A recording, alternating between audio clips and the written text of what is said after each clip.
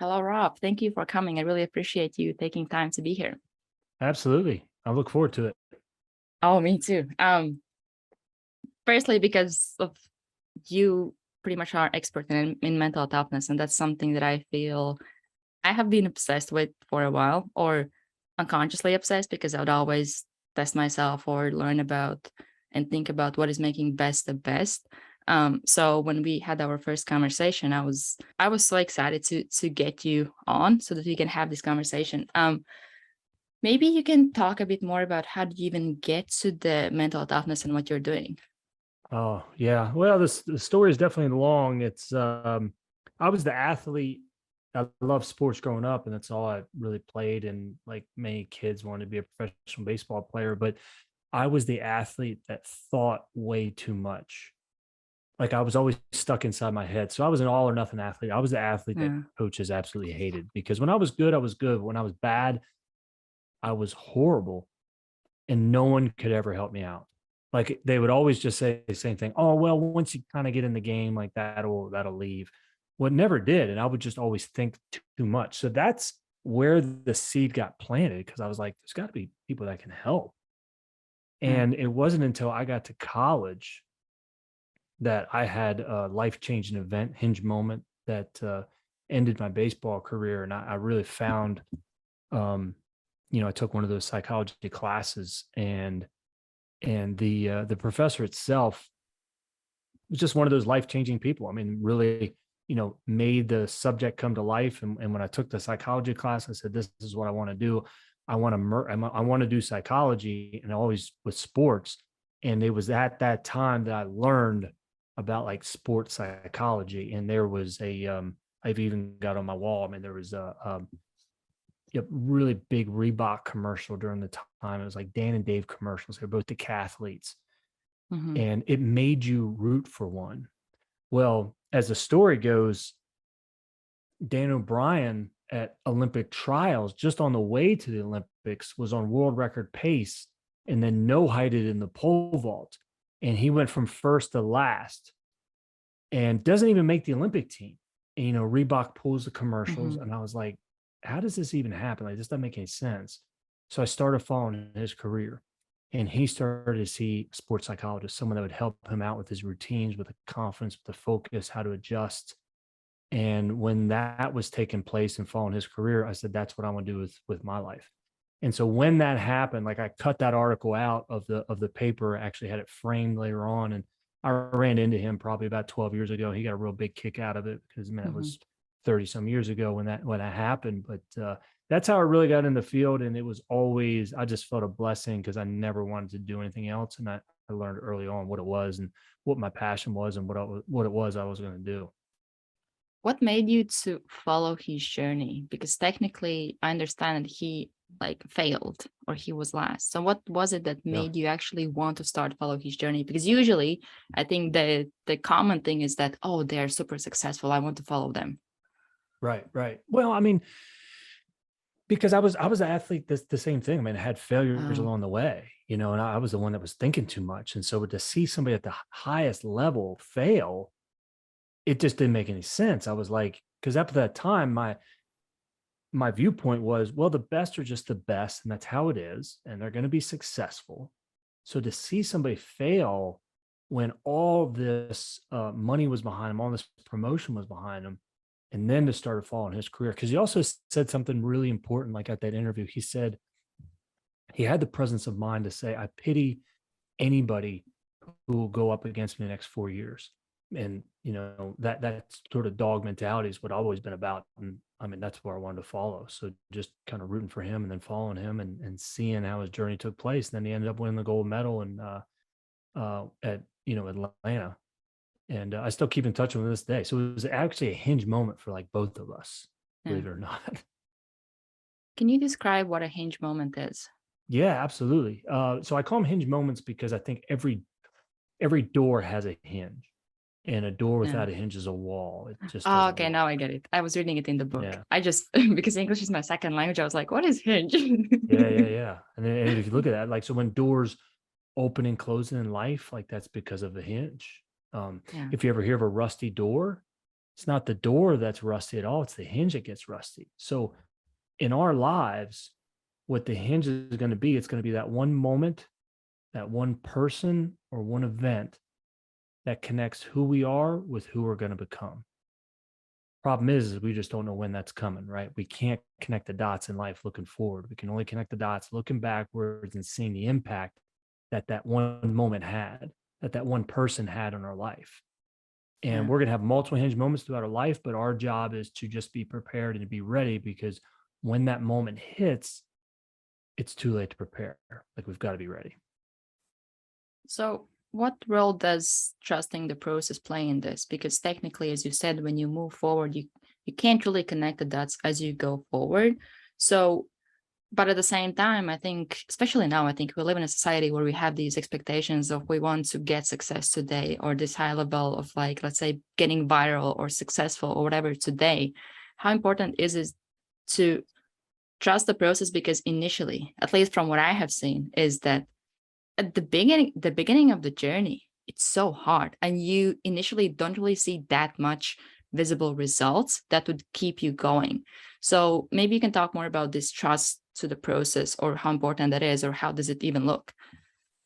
Yeah, absolutely. I think, there's a lot of different mental skills that come into place, but the one that you said is like trust.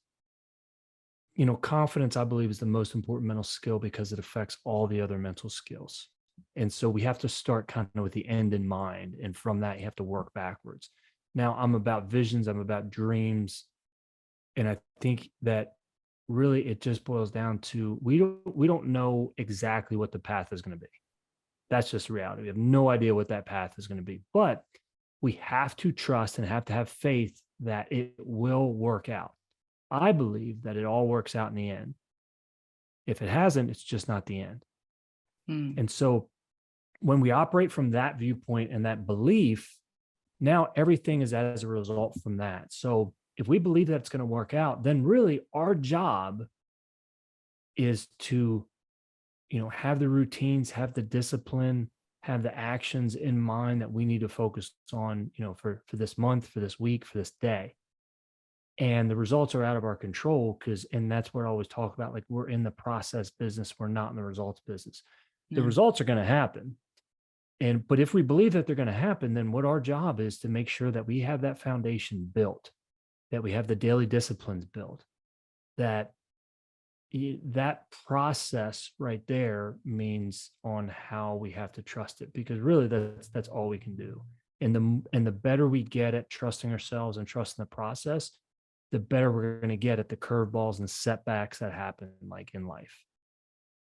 And that what you said about results and the process, that's an interesting thing that I realized a few years ago, that we focus so much on this result, but what just focusing on that, and I think you also talked about it in the book, which, by the way, if you can rally so that people know which book I'm actually talking about, where we focus so much on this result, but what actually gets result is what we do today, and that's the process. So as long as you actually keep taking the steps and you take those actions, you can't really not get result. But I think we just focus so much on this result that we want, or how far we are from it, that we don't really end up taking any actions, especially if we start to focus how far we are from the goal, because it Right. seems so far. And so what could help to shift that focus? Because you mentioned in the book that it's important not to lose the sight of the goal or the result that you want to get, because that's in a way giving you a direction. But I think you also were talking about climbing the mountain, where before you start to climb it, you look at the peak all the time, pretty much. You just look at it. But once you start to climb it, you start to look at your feet, where you're actually going, and once in a while you might look up at it. So what is a good way to maybe shift that focus, not necessarily away from the goal, but where you start to focus more on the process that actually matters, or what will actually give you those results? Yeah. Well, it's a great question, because I think that's probably the most difficult part that we have to do, right? Is when does the results start to stare at us, start to, tap us on the shoulder? It could be during these really high pressure moments. It could be at the very beginning. It could be when we're so close to that end. when we're so close to that result. And it's really, from confidence. If confidence is most important, like I always say, confidence is king.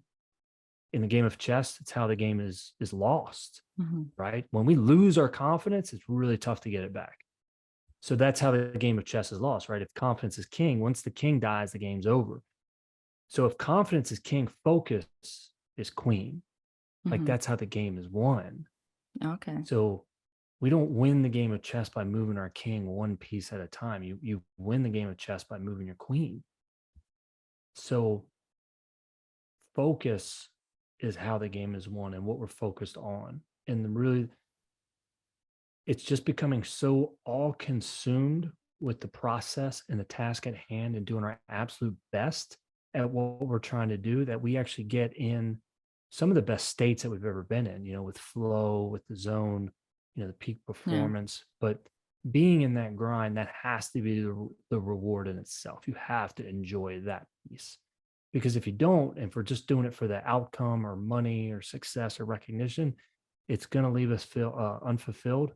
It's not going to be enough to push us through those dark times. And we have to love the process of I always say it's about being the best at getting better. And if we can Mm. focus on that Yeah. piece, you're not going to see the results, but you fall in love with that process, fall in love with the self improvement, with that journey that you're on.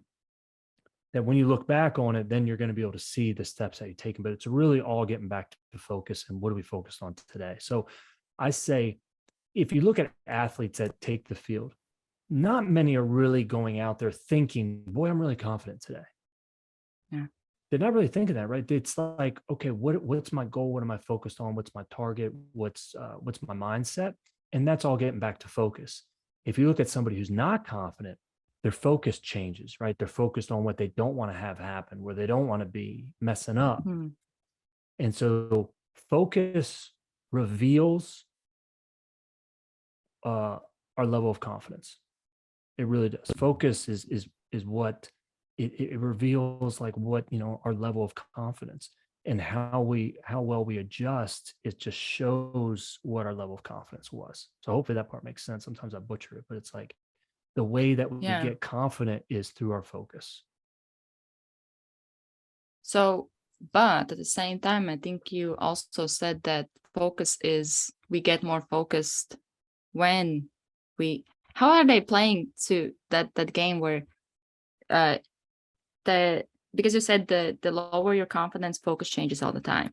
But at Mhm. the same time, I think you said the confidence affects focus and focus affects confidence. Yeah. So how does that game look, or or let's say even one thing with confidence is, as you're talking, I was thinking that, and that's something that I have seen, is that when somebody isn't really confident, they will go around and they will tell that I'm confident, because now in a way you want to prove others that you're being confident.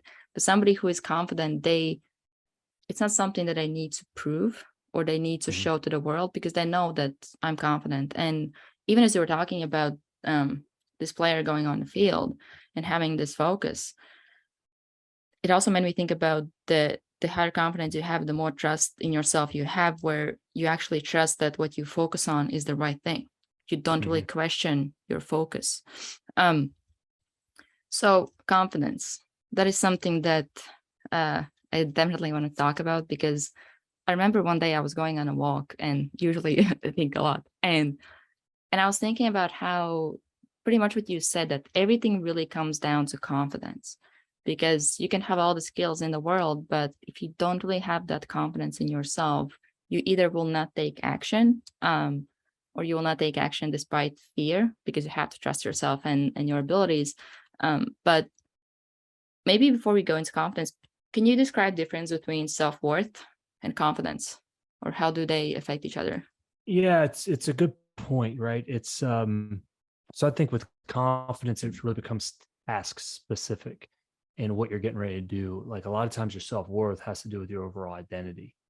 And Mhm. obviously then your self-worth is going to impact your confidence and kind of vice versa. But Yeah. when it comes to your self-worth and comes to your confidence, like you can't outperform your own self-worth. You can't outperform the image that you have for yourself. And that's the importance of knowing that you make an impact in people's lives, knowing that you can make a difference, and knowing that you're worthy of success, knowing that you're worthy of, and deserving of it. Now, it doesn't mean that you approach it that way, but it's like that impacts like your self-worth. The problem that we get wrapped up into, and it kind of gets tied in back to the results, is too often we want to say, I am my results.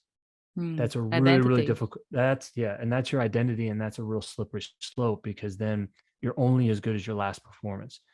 And if you're only as good as your last performance, well, at some point you're going to fail and you're going to have setbacks. So then you're riding the roller coaster of, man, when I am on, then I'm worthy of love, appreciation. I'm worthy of success. But when I don't do well, then I'm not worthy of it.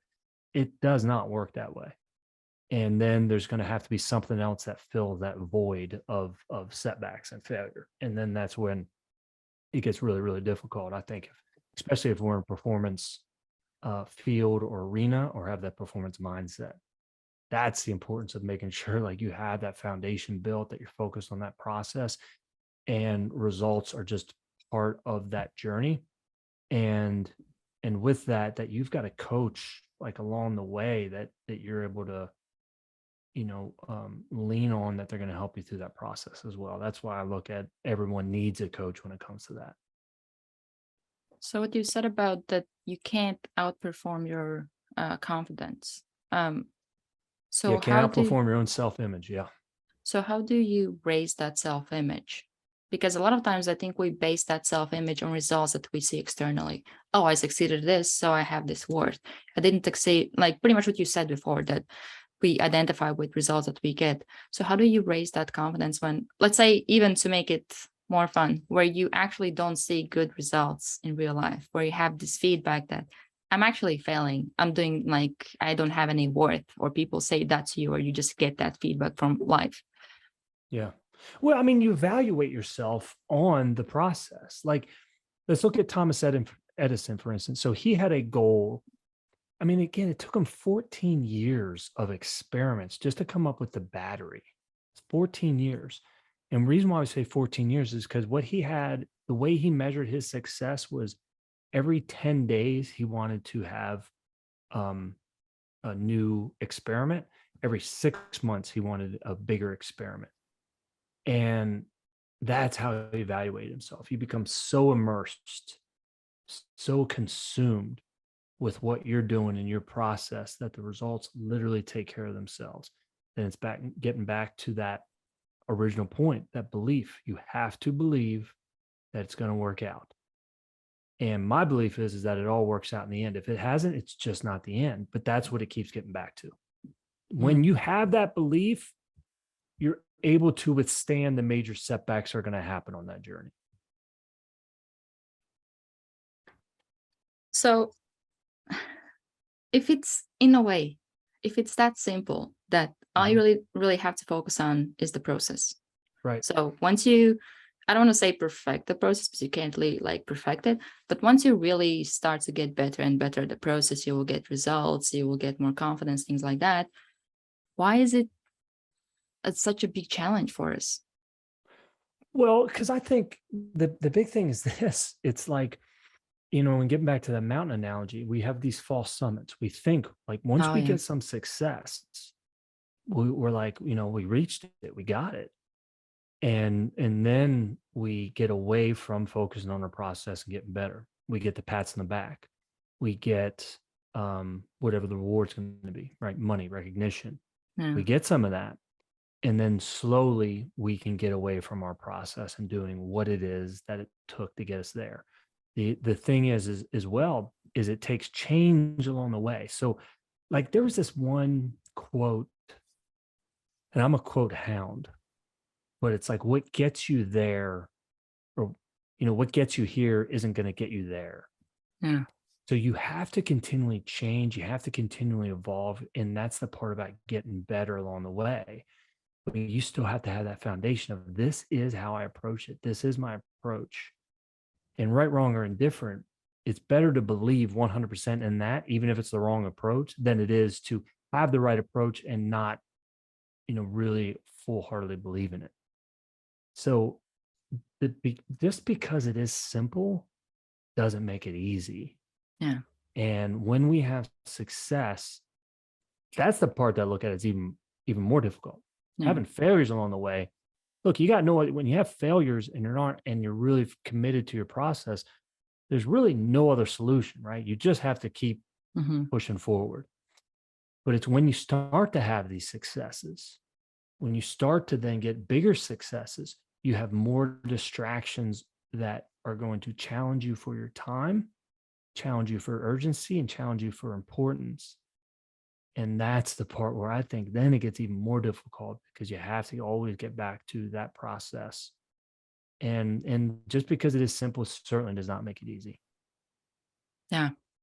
Oh, I agree. But I was really curious to hear your answer, because that's something that I have learned, that most of the things, if you really break them down, they're really simple, but we just overcomplicate so much. So what you were talking about, let's For say, instance, I mean, yeah, go ahead. and I don't mean to interrupt, but I mean, let's just look at working out, for instance, right? You want to work out, you want to train for a marathon. 100% anybody that's listening to this absolutely can do it. No problem. It's not easy, but it's very, very simple, right? You have to train. You have to be consistent about your training. You have to sign up for the race, and then you show up and you do the race. It's really that simple. It really is. So what that means is that means what happens along the way. Well, what's going to happen is you're going to have a bad stretch of training. What happens is you're going to miss a workout. What really matters is what you do after you miss that workout. Can you then stay committed to, nope, that is my goal. I'm going to be ready. My job here is to not miss 2 workouts in a row. And that's the part where the mental game really comes into play. Okay. This is something that I really wanted to touch on, but before we do, so you said that when you get a success, you get a lot more distractions, which I think comes back to what you said about the focus. So how do you manage your focus when you get to higher level of success, where you have more distractions or more seemingly important things? How do you decide what's the most important thing, or what should get my focus? Well, I think the more you have success, the more you're going to have to say no. And Steve Jobs said this: when you say no, you're going to piss people off. So what happens, and that's the difficulty, right? We're people pleasers, but we just can't do everything. And if you don't know what the priorities are, if you don't know what the most important things are, you're going to get the unimportant to interfere with the important. And then when things that are important but aren't urgent become urgent, it's going to affect with your time. It's going to affect with your level of patience. It's going to affect with your progress. And so it's keeping the most important thing, the most important thing. The mind doesn't like that. That's the problem. The mind wants to be stimulated at all times. It wants to have more information. It wants to get better in this area because it's stimulating, but it might not be the most important thing. And that becomes the problem. And that's the part where I believe, like, you have to build the foundation. You have to have the people around you that are able to point out the blind spots, and they're just going to keep you on task towards what is the next goal, what's the most important thing. Okay, so as you said about mind being stimulated, that's something that I also have noticed that a lot of times is a big challenge, is that when you work towards this goal, whatever it is, or let's say build your career, there are so many things that at the beginning you have to do that you feel excited about because you're learning something new. But then at some point, for you to sustain that or actually build that skill to the next level, you have to keep doing this seemingly boring thing at this point, because it's pretty much like the same thing over and over again. What helps to go through that boredom? Because that's where I think a lot of times people quit and they now look for the next exciting thing. Yeah, that's a great question. I'm not sure if there's an easy one to it. I'm not sure if there's an easy answer to it. What we have to realize just about the mind is our mind has one job, and that's to stay employed. Our mind's job is to keep us safe. We stay safe by not taking risks, not taking challenges, not putting yourself out there. That's risky. The mind doesn't want that. Doesn't care about your goals, doesn't care about how good you can be. It just wants you to stay safe. Yeah. Well, in order for me to reach that sales level, I have to make so many calls. I have to get out of my comfort zone. And using a sales analogy, right? If I have to make all those calls and I'm not seeing the results from it, it's a lot easier for me to do some other task where now I'm mistaking achievement for action. Mm, And busy is the illusion of control. yeah. Yeah, man, I was really busy. I got a lot done. But did you really get a lot done, or were you just busy? Yeah. We I can usually practice. call it like feel good Yeah, productivity. right. Yeah, absolutely. And it's a great point, right? Like, yeah, man, you can practice 4 hours. Yeah. Did you really get better? Or were you just like working on a bunch of different stuff? Yeah. And I see it all the time at professional levels. They get distracted, they get, pulled in a couple different directions, and we don't work on the most important things. So how do you decide on what's the most important thing? Because I think a lot of times, especially, I don't know, it's not especially, but let's say in business, everything seems important. You can't really Yeah. ignore this or that. So how do you decide what is the most important thing? Well, in business, yeah, it's going to be, does this produce revenue, right? Does this produce income? If it's not producing income, can't be the most important thing. Yeah. Well, what is it that's going to produce income?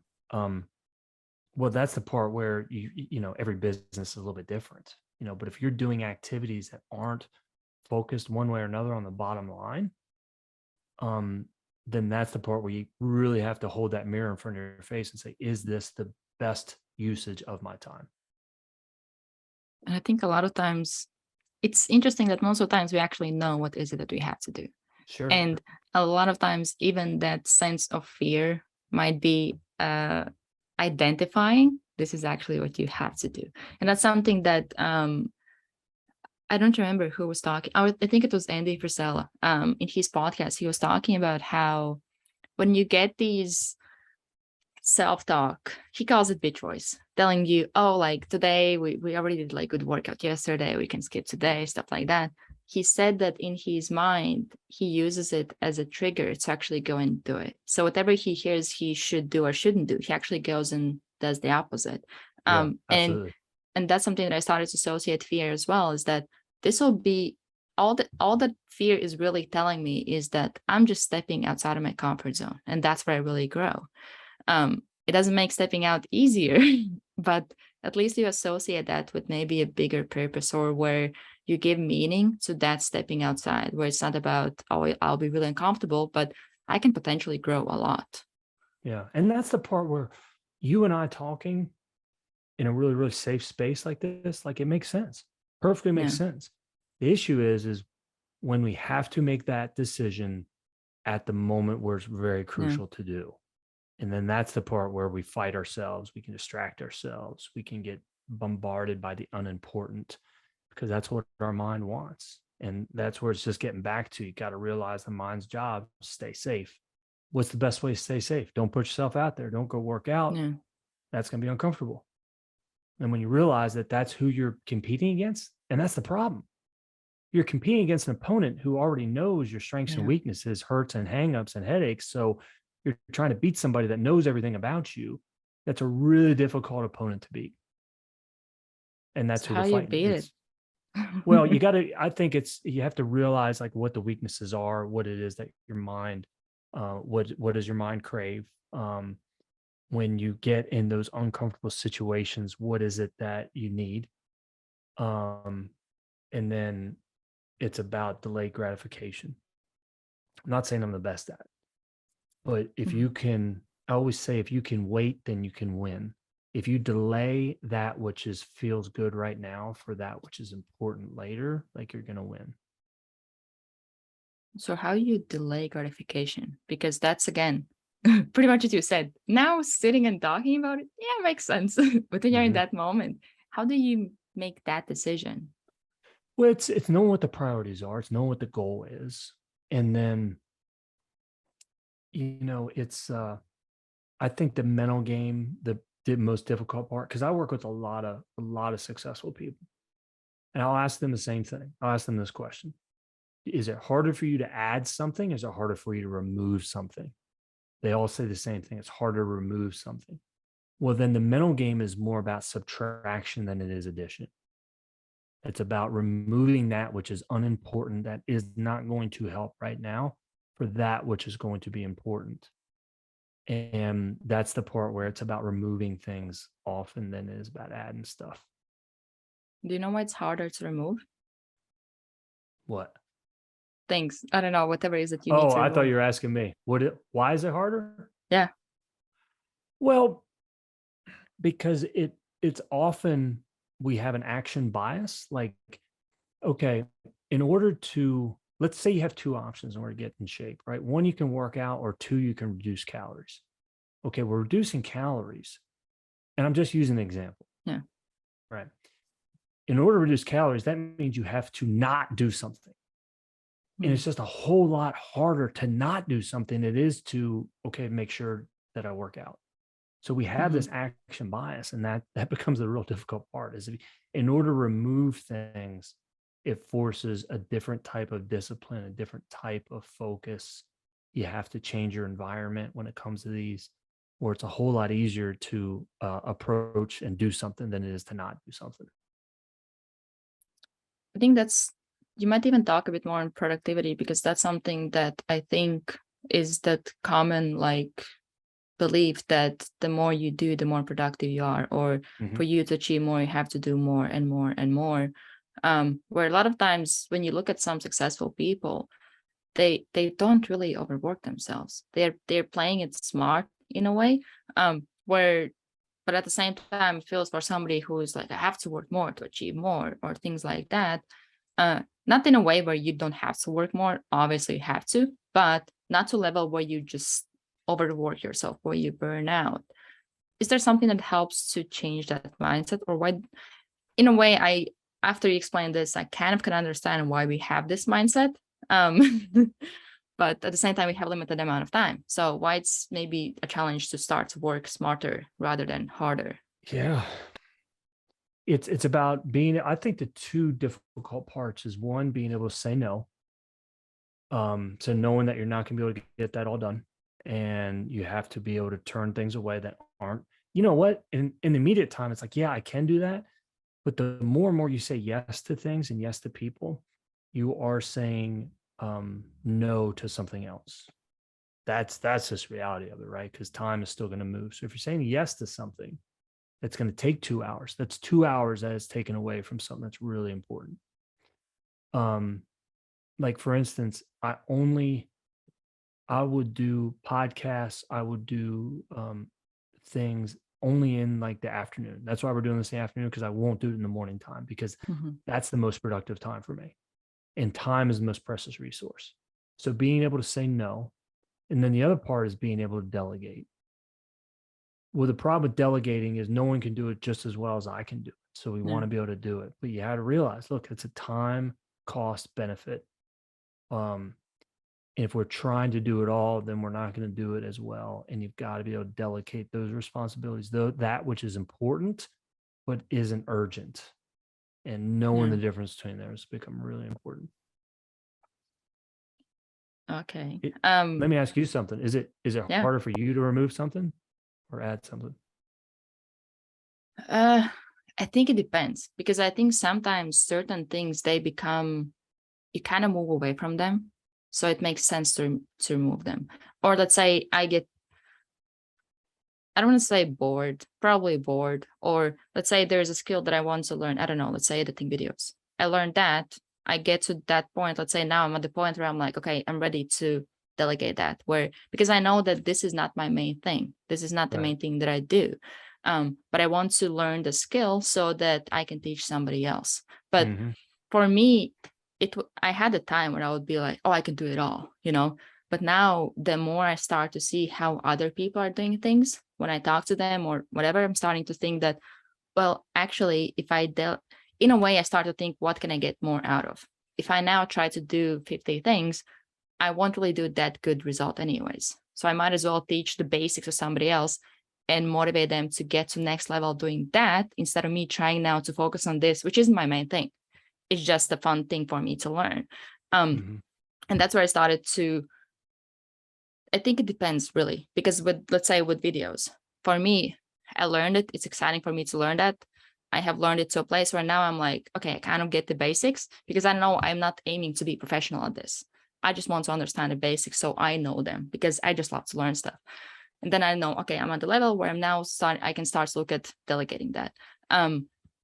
But it really depends. I think my challenge for a really long time was with the training, where I would feel like I have to train a lot or I have to train long, things like that, because I love exercise. And I would feel like if I'm training too little or not that long, I'm not getting that good results or something like that. So that was a big shift for me, where I was like, okay, I still train pretty much like once a day, something like that, but I don't train as long as I did before, and I still get Sure. results. I might even get better results with what I'm doing. But speaking of training, how do you do all these crazy like ultra runs, marathons, and everything else that you're doing on the side? Because this is not like me just going to the gym for like an hour or whatever. These are like long distances. Yeah. Well, so as you and I were like talking before, so I'm writing the next book. Well, I'm not doing a race right now because I can't do both at the same time. So Yeah. next year, and I've kind of alternated years, like next year will be a race year, or several races, but I'm not going to write a book. So I need to Mm, write the book now. And it's just, I mean, I need that outlet because I think that's just where I think like the most enjoyment of life really comes from those really difficult races. I think it's the best time we can love on each other. I think it's when society comes together, and I need to feed my soul by being able to do those. So staying in shape can allow me to do something not really hard. yeah. Um, but for the really difficult ones, yeah, it's just being able to carve out that time, knowing what the goal is. And I approach it the same way as a workout. It's just going to be a longer workout, but if you're Yeah. doing it every day, you just got to wake up a little bit earlier and, get it done at 4 instead of 6. So, Also, you do your runs at 4? oh man, that's the best time. That's the I best liked time when I like to when get no up one at else is like, out there and it's completely dark. oh yeah. I think I started to get up at 5 a.m. when I was like 10 years old. And that's when pretty much like I was playing basketball and I was seeing that I'm not really like the best or the fastest or whatever. So in a way I started it from like insecurities or anxieties, and I just kept doing it. And at some point I Mhm. was the only player who was playing all game with no breaks. And it was only because of those morning workouts. But it was like a rhythm for me to wake up at 5 a.m. And that's where I think I started to learn the magic of it, or how amazing that is. But I haven't been, I'm now at like 5 a.m. mark. I haven't got to 4 a.m. yet, because most days when I do these calls, because of the time difference, most people that I talk to are in like America or Canada. When I do my calls, I usually start my calls at like 4 p.m. So that's where it's similar to you. I actually like it because first part of the day I focus on what I'm doing. Second part of the Right. day, talking, podcasts, clients, networking, things like that, where I just talk, talk, talk. One day I actually Yeah, yeah. noticed that I didn't even say anything until like 2 p.m. I was like on mute. I said something for the first time and I was like, whoa, this is the first time I was talking today. Um, but I have been enjoying it, and I definitely can understand at 4 a.m. how amazing that is. Um, so but for me at this point also, I do it where I'm the winter is coming, so I'm starting to get back into my cold swims, and I have a place where I can do them next to my gym. So that's why at this point I'm doing my best to finish the gym by the time when it's kind of a bit not too dark outside, so that I can film a video because I'm posting on it like online. But these things is what you said about and that's something that I want to talk about, that uh, getting enjoyment or seeing the beauty of life through that suffering piece. Yeah. And that's something that for me was also a big thing with these swims, that a lot of times people, they're like, why are you doing this? You're putting yourself in that situation. It doesn't make sense. And I'm like, until you have done it and you have gone through that experience, it's really hard to explain to somebody. And I like what you said, that people, and you also wrote that in book, I had it written out, that a lot of times we connect to others through suffering or Yeah. going through some hardships. Maybe you can talk more on even like your experiences about your puke and rallies. Well, I mean, let me say first, like I would love to be out there with you and go swimming like in that cold, like that just appeals to me. Yeah. So that's just kind of like how I'm wired, you know. So we're kind of wired the same way there. If you think about if you had 10 other people that were gonna jump in, you know, with you and go for those cold plunges, go for that cold swim. It makes it where you don't really have an out, like you have to do it. Oh And yeah. so just the fact of all you doing it together and you're all doing something really, really difficult builds a bond and builds a connection.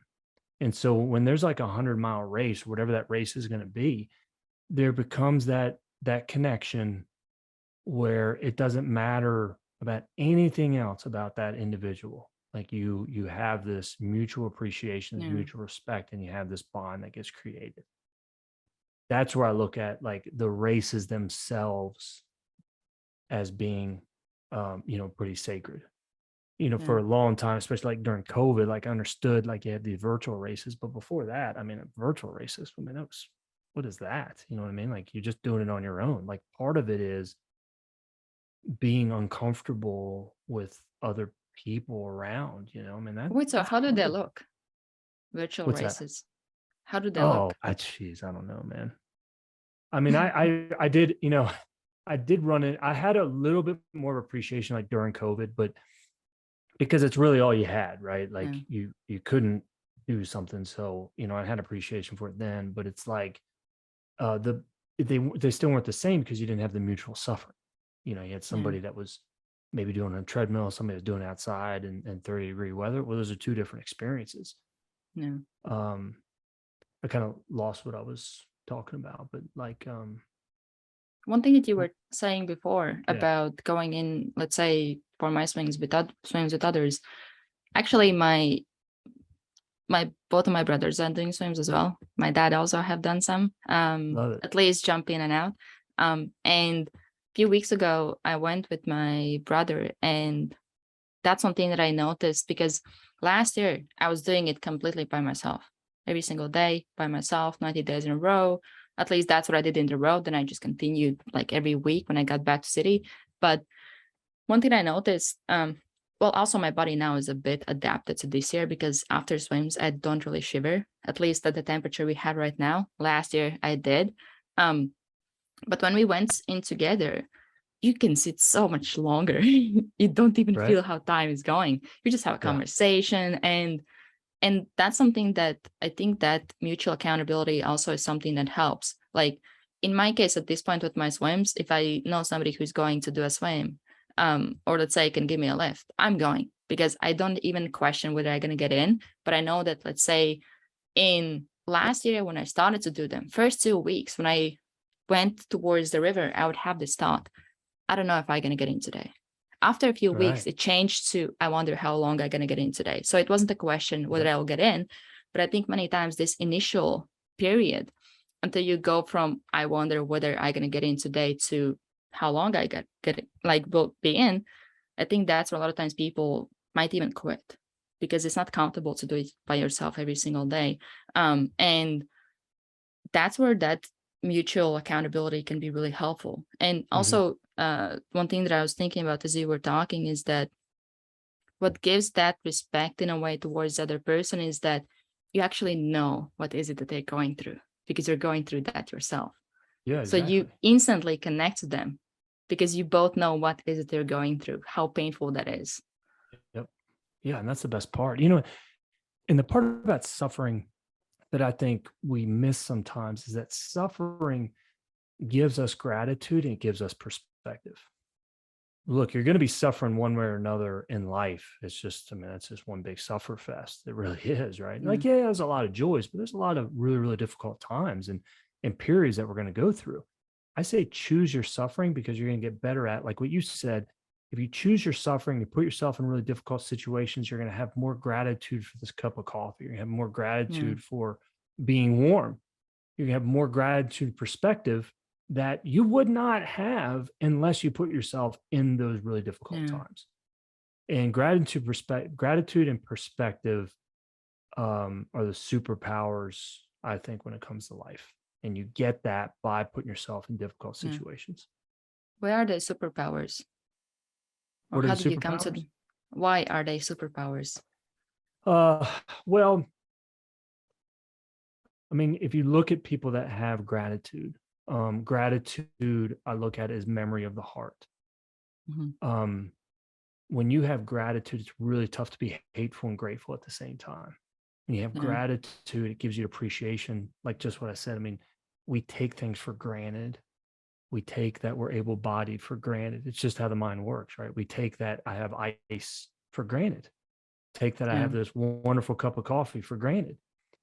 And when we suffer, we get that appreciation again. Perspective, somebody always has it worse. I mean, you may think that you're having the worst day ever.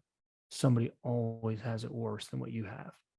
And when we can focus on the things that we have instead of where we lack or the things we don't have, whatever we focus on, we feel. yeah, Well, the way that we get happy, the way that you get joy in life, the way you get meaning in life is through the perspective and gratitude. And then when you have a whole lot of gratitude perspective, you can't help it. You want to give that stuff away. And when you give it yeah, away, now you get more of it. And now you have the positive cycle that starts happening like in your life. So when you start going through difficult times, the perspective and gratitude, they're there, but other people are going to give them to you. And that's the yeah. part that we look at. So why do we all look at people that have overcome things as like, wow, that's like amazing that they did that? Because Mhm. we took it for granted, right? Like, man, I didn't do that, and look what this person did. And that's where I think of gratitude and perspective as the superpowers. Okay. So technically, suffering might be a shortcut to get to those superpowers.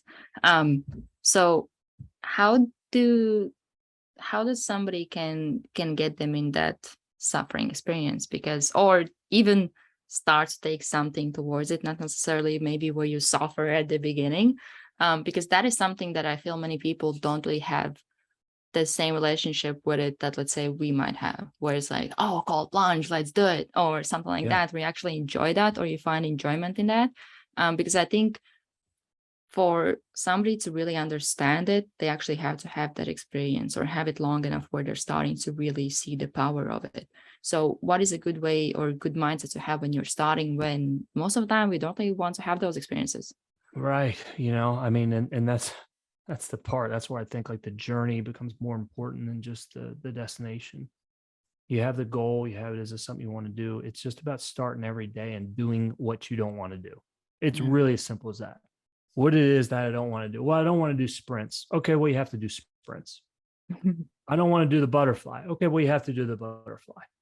Like, I don't want to swim in cold water. Well, you got to swim in cold water. Like, you just have to Yeah. do the things that you don't want to do. That's really what the mental game is really all about. And it's just picking small things along the way, doing what you don't want to do. Yeah, that is one thing that I actually have noticed, even with starting to do something uncomfortable, is that when you have somebody, let's say, even in my case, I was doing these swims, I would post them, I would be in ice, things like that. And one thing that I have noticed with something that I have done even in past as well is that when you do things so seemingly extreme, it makes the other person think, well, if you can do it that, like at that level, I might as well do a cold shower. So that's something that I have seen that through my posts, I had a lot of people who would just message me back. You inspired me to start to do cold showers, things like that. So I Mhm. think sometimes it might be helpful to have somebody in your circle, or I don't know, you can find anybody really online who's doing things similarly to an extreme, where now in your mind you're like, well, if they can do it at that level, I might as well do it like this small step. Right? It's a huge source of confidence. If they can do it, like what's so special about them, right? If they can do it, Yeah. I can do it. Big source of confidence. So what about if somebody's having that thought where they're special, they're this or that, I can't really do it, I'm not them? So how do you change that mindset? Because what you said, I think that's not really common for people to have that thought, because we want to put these labels on people. Yeah. You know, I've met a couple of my heroes 3 different times. All 3 different times I was let down. One didn't Mm. give me the time of day. Two kind of brushed me off. And I was like, wait, this is like somebody I've always looked up to, always admired. And I was always let down. And it doesn't mean you don't have heroes, Yeah. but it just means that um, it doesn't matter what anybody else has done. What they're doing is they just give you a guide. What we do too often is I think we focus on their why. Why did they become great? What was it that they did, when we just have to focus on their how? How did they do it? Mm. How did they go about it? How did they approach it? Because then what we have is then we have the map of this is the path that we have to take. But too often we want to focus on their why and why they're special and all that stuff, when we got to focus on our own why and focus on their how. And this is something that I relatively recently came to. I was reading a book, I think it was Harbecker, Secrets of Millionaire Mind. And in there, he said that one of his mentors had him that if you look at somebody who is ahead of you or who is successful, if you approach it with the mindset that there's just something that they know that I don't know. So now you start to focus on finding out what is it that they know that I don't know, so that once you know that, you can now start to apply that. And at some point you can get to that level instead of Beautiful. like having that comparison to them. Yeah. Okay, so one thing that I wanted to talk about for like 30 minutes ago, I think, was what you mentioned about not skipping 2 workouts in a row. And that's Mhm. something that you were writing about in the book as well. The New Year's resolutions where, I don't know, 80 whatever percent of people, I don't know, it's like 1 or 2 weeks, they're pretty much done most of the time. Yeah, but And in 6 weeks, about 80% are done. oh, okay. Yeah. One thing is that a lot of times I think people set these unrealistic goals, where I had somebody that we were like following each other on social media, and he set a goal to run every day. And now once he skips one day, that's it. He can't really achieve that goal.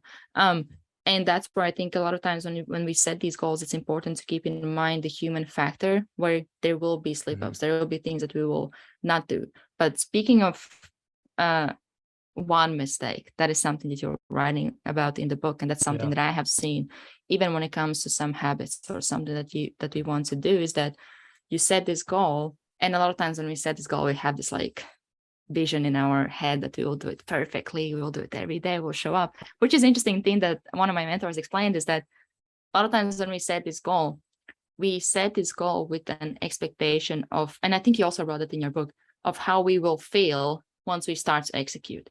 And then when the next day arrives, you have to execute, you don't really feel that motivated or that excited as you did the day before, because you actually have to do the work, and it's not really that enjoyable or pleasant most of the time. And that's a lot of times people, that expectation of how they want to feel doesn't meet their reality, so they kind of quit because it's not the same.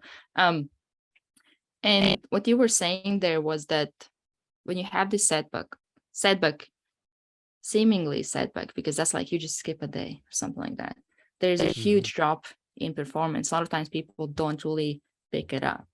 Do you know why it's like that? Yeah, because of what we were talking about earlier, it impacts your self-worth. So one of the things I write about in Puke and Rally is, obviously it's not about the setback, it's about the comeback. Yeah. But that one of the cliches that we were told in life is that if you fall down 7, you get up 8, right? Yeah. You fall down and get back up. Oh, that's awesome. It's great. Wonderful. When you fall down, what they failed to tell us is that when you fall down for the 7th time, you remember the 3rd, 4th, and 5th time that you failed and fell down, and you remember how bad that hurt. So all the past experiences of failure all impact you. And it all then reinforces the screw it, I blew it mentality. See, I knew I couldn't do it. Yeah. So all that past junk, all that past baggage that we ever had comes flooding back, and that's what hits us. And then that is what impacts us. And we need to forget all that crap. You need to isolate this instance and what we're doing right now for what it's worth. I missed one, ate a piece of cake. Well, I Mhm. promised myself I wouldn't eat the piece of cake, but I ate the piece of cake. So naturally we think, see, I knew I couldn't do it. When Yeah. you have to realize, okay, And I can't keep promises to myself. yeah, see, look, I mean, I knew I couldn't do it, and that's what the Mm. mind wants to tell you. The mind doesn't want you trying to go to the gym every day. The mind doesn't want you running every day. The mind doesn't want you trying to lose weight and get better. Mm. That's who you're competing against. So when you eat the piece of cake, what we really have to realize is that, look, just because I ate the piece of cake doesn't mean I have to eat the whole damn cake. Yeah. Doesn't mean because I screwed up today, I have to screw up tomorrow. And that's the part right there, is we need to be able to isolate the mistakes for what they are. And that's just one mistake. We cannot. And you'll hear it a lot of times in speak when people say, oh man, there I go again, or, there it goes again. Well, that means we never buried the body of what happened before. And that's the part about you really have to isolate this mistake for what it's worth. And when it really comes to like priorities and goals, like I'm not a big goal guy because it just messes with us too much. I'm about a vision about where it is that you want to go. But people that are setting goals, I'm about home run goals, not batting average goals. And what I Mhm. mean by that is I learned this one early on. Somebody who's playing baseball, if they have a batting average goal, whatever the average is going to be, if they have a batting average goal of, I want to bat 300. Mhm. Well, if they go through 3 games and they don't get a hit, the batting average goes down, right? Well, then it looks like, man, am I ever going to be able to get that batting average? Because now I'm behind. If Mhm. you have a home run goal, all right, my goal is 10 home runs. And let's say then you have 3 games where you don't have a home run, but you already got 2 early on. You're still at 2. Like you don't take a setback just because of, so you got to really orchestrate those goals, and not perfection goals, but progress goals.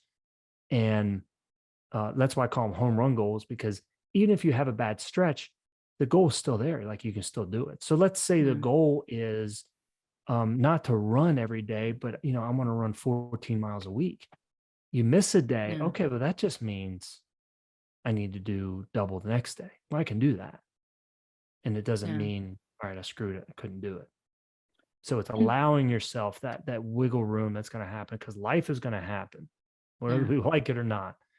And it's what happens after that that makes the big difference in our self-worth, and that we're able to overcome it. And actually, what you said about those 14 miles, this summer, well, it probably sounds like a joke to you, but I set a goal to run like 100 kilometers, and in 1 month.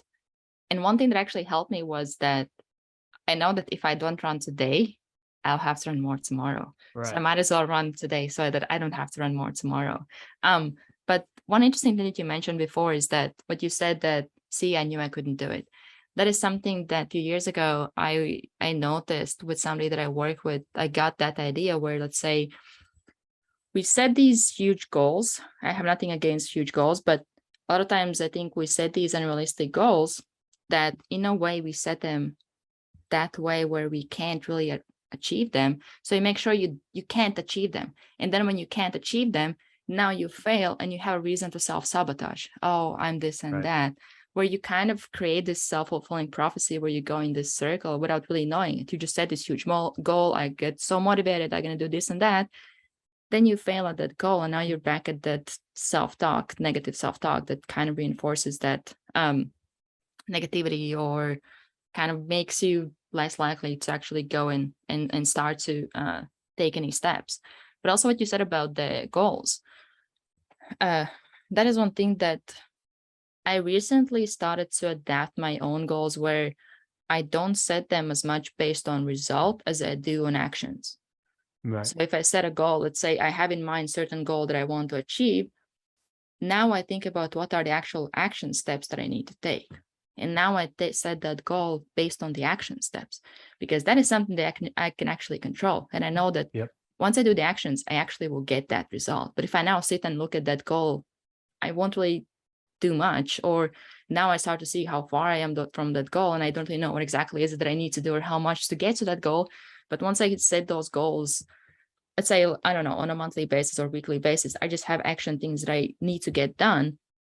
And once I get those done, first you get that sense of accomplishment, but you actually get something done. You don't just Right. focus on the fact that I'm not that close to the goal, but you actually get those things done that get you Right. closer to that goal. Yeah. And then, momentum gets going in your life. Absolutely. Yeah. Momentum it's such a powerful thing. Hmm. What helps to I don't know, even let's say, okay, somebody misses a day. Does that mean that now the whole momentum is dead? Right. Because that might be something that they think that, okay, I did it for like 30 days, or like, let's say 27 days, day 28, I did this or that, or I didn't. Now my Yeah. momentum is gone. So the big part is to look at failure, and let's call it that, right? Let's look at failure. Let's not try to avoid it and just call it feedback. It's feedback and it's failure. It's okay. Yeah. But we got to just look at what we learned from that situation. All right, what did I learn? Why did I miss?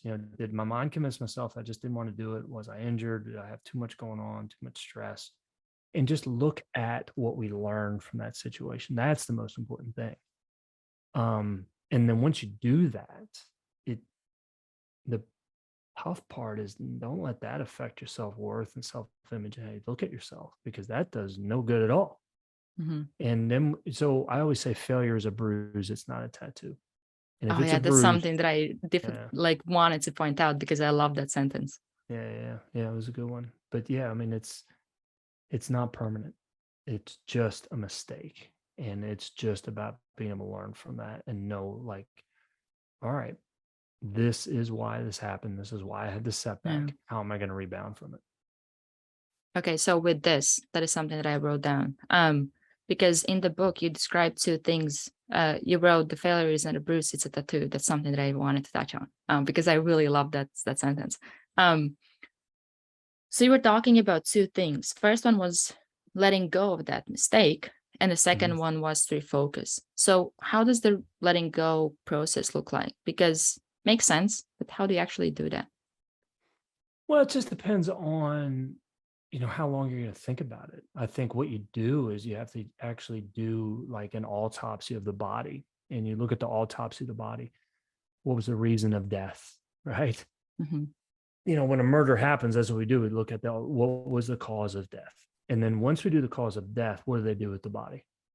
Mm-hmm. You tell me, what do they do with the body? I don't know, get rid of it. Right. They get rid of it, right? They bury Yeah. it.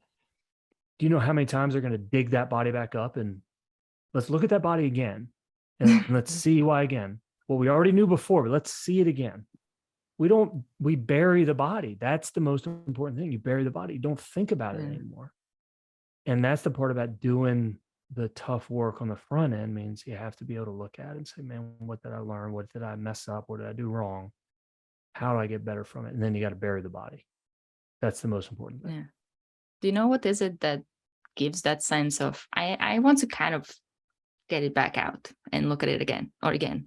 Like what is it that is causing that? Well, it's the same thing. It's the mind that wants to convince you that you're not good enough, because the mind doesn't want you. Your mind does not want you to go to the gym, doesn't want you to do cold showers, doesn't want you to do the cold plunges and swims. Yeah. How does it do that? Well, it's going to point out the past failures that you've had and try to keep bringing that up to show you that, look, you can't do it. There's going to be a lot of pain involved if you try doing it and fail. Yeah. The other part that the mind wants to do is the strategy of the mind wants to point out in the future. So it doesn't want you staying in the moment. It wants to point out, boy, do you know how bad this is going to suck? You know how bad this is going to hurt? You know how, we could be a whole lot more comfortable right now doing something else. And that's what the mind does. Mind, it takes us further than we want to go, and it keeps us longer than we want to stay. Okay. So we have buried the body. So how do you refocus? How does that look like? Well, things then just getting back to what's the priority, what's the goal, what's the vision? And that has to be the driver. Like, we are our vision or we are our circumstance. You're going to get stuck in that circumstance if that's what you are, or you're going to be the vision where it is that you want to go and who it is that you want to become. Okay, so another thing that I wanted to touch on that I found really interesting and I think really relevant to a lot of people is that when you fail, we tend to want to get in isolation. where Yeah. we don't really show others that we have failed or admit that or anything like that. We actually want to get out of that maybe social interaction. Maybe why are we doing? I kind of understand why, but I want to hear your answer. Why are we doing that, and what could help to maybe feel more comfortable to actually admit to others or have these conversations or not isolate ourselves? Well, I think the most difficult part is like honesty. I think that's why they call it rigorous honesty. It's really, really painful. It's tough.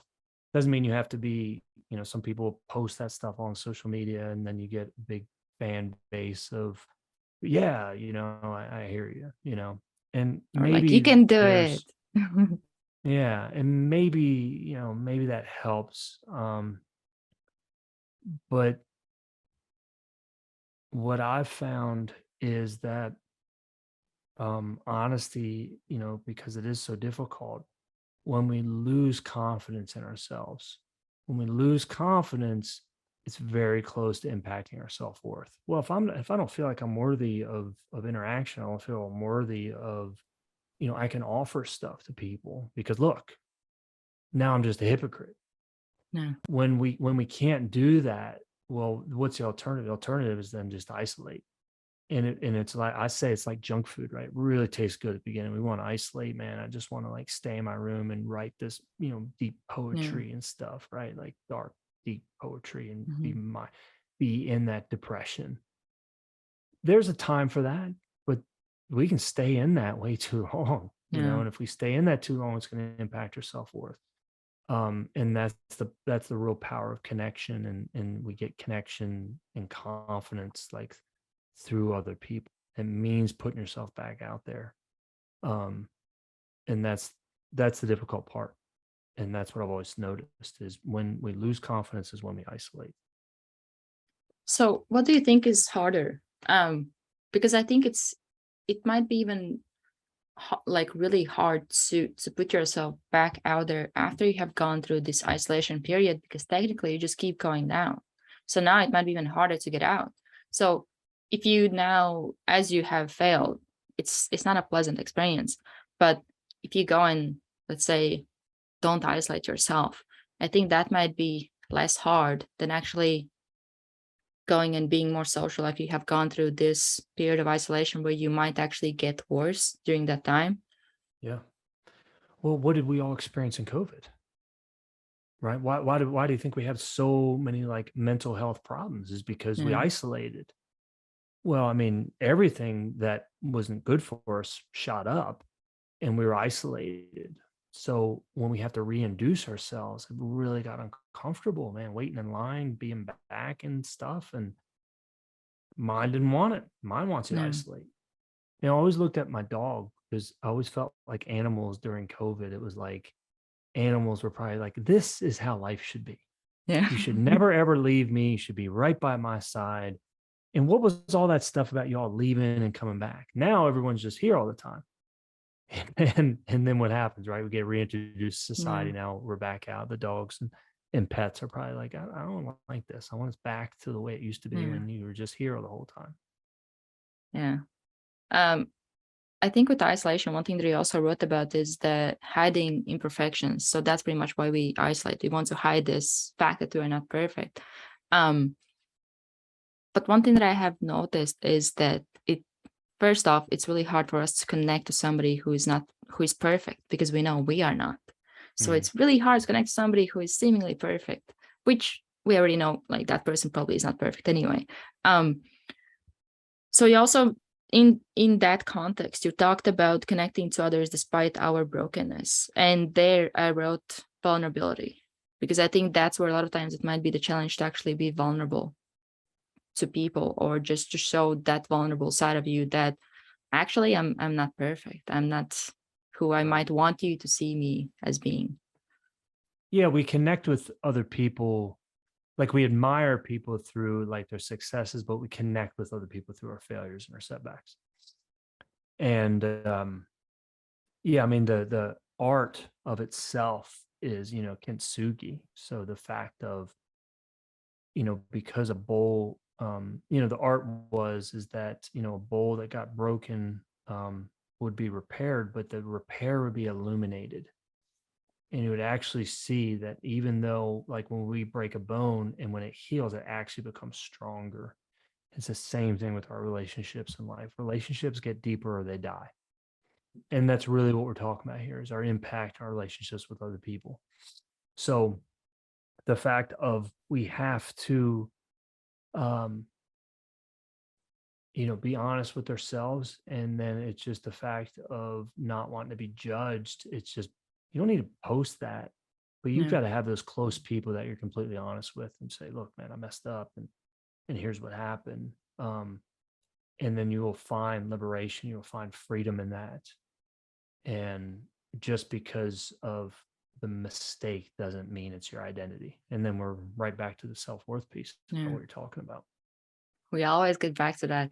Everything Mhm. gets back to that. Maybe as it calls up, you can talk more about patience in your next book that is coming out, which I'm actually, after reading this, I'm really excited about it. Yeah, the next book is I Can't Wait to Be Patient. And the irony of it is it's really, really difficult right now and where I'm at with the writing process. The irony is that I can't wait for the book to be done. I can't wait for this product just to be done. Like, I'm tired of the grind and have it not come together. That's the irony of it. So it's just on the most important resource that we have. And it's not money, it's time. And Yeah. we really, and there's just a lot of pieces in it. But that, back to what we're talking about in terms of like the process. But I mean, if you look at time, we have two lives. And the second life begins when we realize that there's only one. Yeah. And there's kind of an epic quote. It's like, you only go around once, but if you do it right, once is enough. And I love that stuff, man. You Yeah. have to get out there and seize life and squeeze the nectar out of it and everything that life has to offer, because it's going to be gone before you know it. And you're not, there's kind of like this old age only could if youth only knew. Yeah. Like, we take time for granted and there's not a lot of time. You don't have spare time. You don't make up time. You have a lifetime. That's all you got. Yeah. And that's the part where, I mean, it's about being able just to keep getting after it and focus on the daily disciplines that you have to do, but just keep getting after it. And that's the part where you don't want to have regrets when it comes to that. And if you look at literature and research that has some regrets, most of them are, I wish I had the courage to be more true to myself and to go Oh, after it. yeah. That is something I also wrote down, the link between regret and courage. Mhm. Yeah, it's a very, very thin line, right? But all Yeah. you need, and if this helps anybody, all you need is just to be a little bit more courageous than scared. That's it. You don't need to be a whole lot more courageous, just a little bit more. And Or then get rid of the you fear. start to make action. Yeah. And that's the thing. Like, the fear is going to be there. It's always going Yeah. to be there. But it's just about like, what are we focused on? Yeah. Even like adjusting your expectations of, oh, I will reach a point where I'll be so confident I will not be afraid. It's not happening. You will always Right. have some kind of fear. But you get, and that's something that I have seen to some people that I have worked with, that they say, oh, this is getting easier. And I'm like, it's not easier. You just get stronger. That's That's right. that's where your perspective on it changes. And then if you do it long enough, now it becomes like second nature. And you will still have moments when you feel afraid to do certain things, but you mentally have become stronger where that fear will not get in your way to do that thing. Okay, is there something that you want to leave listeners with? Because even as you were talking about your book, now I'm so excited to get my hands on it. No, I appreciate that. I guess the only thing I can add in terms of like the mental game is, when the real goal is to be able to help out other people. And that's what you do a good job of. When you help out other people, you're really helping out yourself. And that's the part, is we cannot help out others in life without also helping out ourselves. And that's the real secret about it, is a lot of times your mind doesn't want to put yourself out there. But when you help somebody else out, if you think of any kind of volunteer experience you do, who it is that you really help, you're helping out yourself. Yeah. And that's the part of that I just think, especially when it comes like the mental game, if you can encourage 5 different people, tell them never give up, who you really telling never give up? And that's the way the mental game works, is with the hardest person to coach ourselves. We can't coach ourselves. I don't think we're meant to coach ourselves. But if we can coach others, or that's how we coach ourselves at the same time. I love this. Well, thank you for coming. This was an amazing conversation. A lot of fun, at least for me. Oh yeah, no, it was fantastic. Thank you so much for having me on. I really appreciate it. Oh, my pleasure.